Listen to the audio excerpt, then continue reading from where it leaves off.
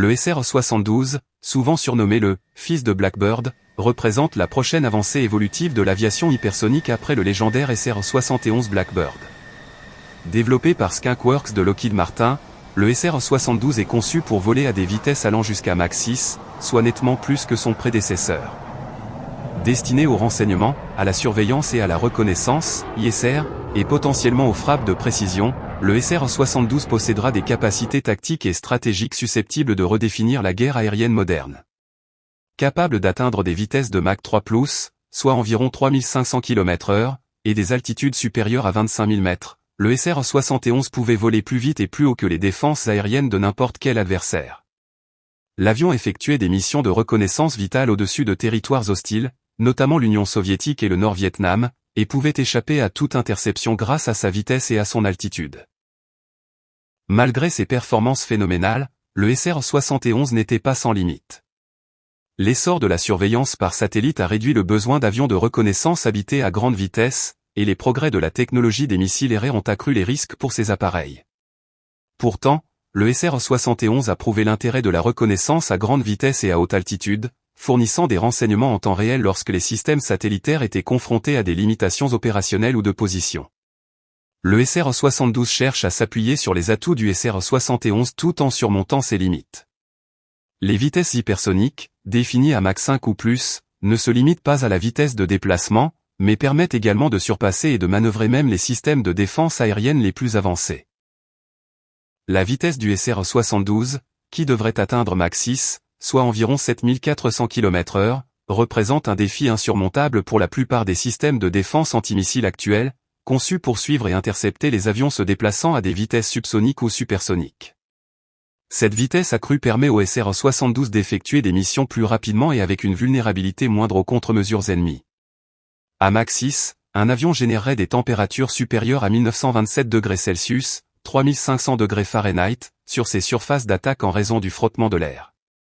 Cela crée des défis techniques et de matériaux uniques, car les matériaux aéronautiques conventionnels ne peuvent résister à une chaleur aussi intense. Le SR-72 aura besoin de composites avancés et de technologies de protection thermique pour survivre dans cet environnement hostile. Skunk Works de Lockheed Martin, réputé pour sa capacité à relever ces défis de pointe, développe de nouveaux matériaux résistants à la chaleur, tels que les composites céramiques, capables de maintenir l'intégrité structurelle à des températures extrêmes.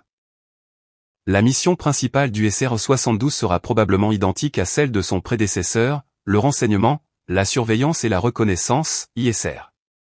Sa capacité à voler à Mach 6 lui permettrait de couvrir de vastes zones en une fraction du temps nécessaire aux drones ou aux avions habités actuels, ce qui en ferait un atout précieux pour les missions urgentes. Les capteurs et systèmes de reconnaissance du SR-72 seront bien plus avancés que ceux du SR-71, tirant parti des technologies électro-optiques, radars et de renseignement électromagnétique modernes.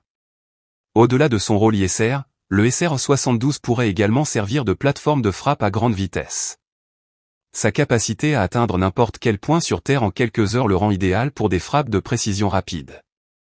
À des vitesses hypersoniques, il pourrait larguer des armes cinétiques ou des missiles hypersoniques avec une précision extrême, neutralisant ainsi des cibles de grande valeur dans des zones contestées.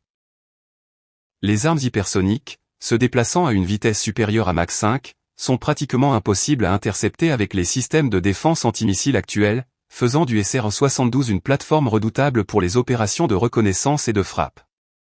L'un des aspects les plus controversés du développement du SR-72 est de savoir s'il s'agira d'un avion avec ou sans pilote. Lockheed Martin a indiqué que le SR-72 pourrait être conçu comme un drone, bénéficiant des avancées technologiques en matière de vol autonome. Des systèmes autonomes permettraient au SR-72 d'entreprendre des missions à haut risque sans mettre en danger la vie du pilote, notamment dans les zones fortement protégées par des défenses aériennes. En revanche, des arguments plaident en faveur d'une version avec pilote du SR-72. Les pilotes humains apportent une connaissance situationnelle, une adaptabilité et des capacités de prise de décision que les systèmes autonomes ne peuvent reproduire. Dans des situations dynamiques complexes, comme un espace aérien contesté ou des paramètres de mission en évolution rapide, l'intuition et le jugement du pilote peuvent s'avérer précieux. Le SR-72 pourrait potentiellement être développé en version avec ou sans pilote, selon le profil de mission et les exigences opérationnelles. De plus, le potentiel du SR-72 en tant que plateforme de frappe pourrait modifier l'équilibre des forces, car aucun système de défense aérienne actuel ou futur proche n'est capable de contrer un avion ou une arme hypersonique. Cependant, le développement du SR-72 ne se fait pas en vase clos. La Chine et la Russie investissent massivement dans les technologies hypersoniques, les considérant comme essentielles aux guerres futures. Le planeur hypersonique chinois DF-ZF et le missile hypersonique russe Avangard illustrent la course mondiale à la domination hypersonique. Le SR-72 représente la réponse des États-Unis à ces développements, qui souhaitent conserver leur avance technologique d'A. La mission principale du SR-72 sera probablement identique à celle de son prédécesseur, le renseignement, la surveillance et la reconnaissance, ISR. Sa capacité à voler à Mach 6 lui permettrait de couvrir de vastes zones en une fraction du temps nécessaire aux drones ou aux avions habités actuels, ce qui en ferait un atout précieux pour les missions urgentes. Les capteurs et systèmes de reconnaissance du SR-72 seront bien plus avancés que ceux du SR-71, tirant parti des technologies électro-optiques, radars et de renseignement électromagnétique modernes. Au-delà de son rôle ISR, le SR-72 pourrait également servir de plateforme de frappe à grande vitesse. Sa capacité à atteindre n'importe quel point sur Terre en quelques heures le rend idéal pour des frappes de précision rapide. À des vitesses hypersoniques, il pourrait larguer des armes cinétiques ou des missiles hypersoniques avec une précision extrême, neutralisant ainsi des cibles de grande valeur dans des zones contestées.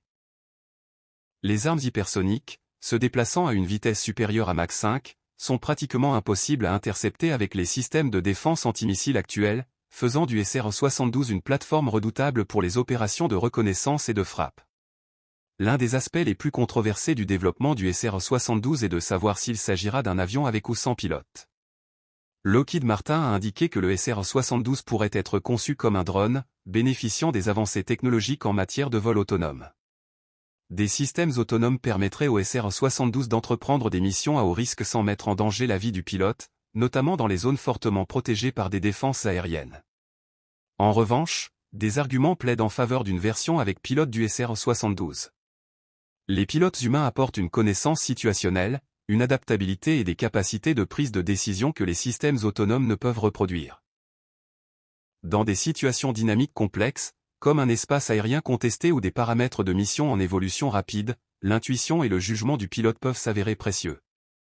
Le SR-72 pourrait potentiellement être développé en version avec ou sans pilote, selon le profil de mission et les exigences opérationnelles.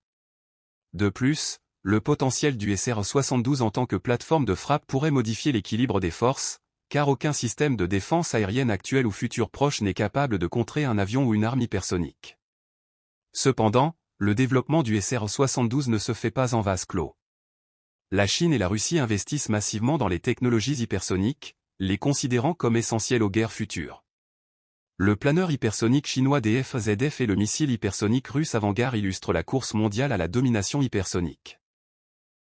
Le SR-72 représente la réponse des États-Unis à ces développements, qui souhaitent conserver leur avance technologique d'A. Le SR-72 devra démontrer des avantages opérationnels évidents pour justifier le coût de son développement et de son déploiement. Le SR-72 Darkstar est appelé à redéfinir les frontières de l'aviation, repoussant les limites de la vitesse, de la furtivité et des capacités ISR. S'appuyant sur l'héritage du SR-71 Blackbird, il promet d'être un atout indispensable pour l'armée américaine dans un environnement sécuritaire mondial en rapide évolution.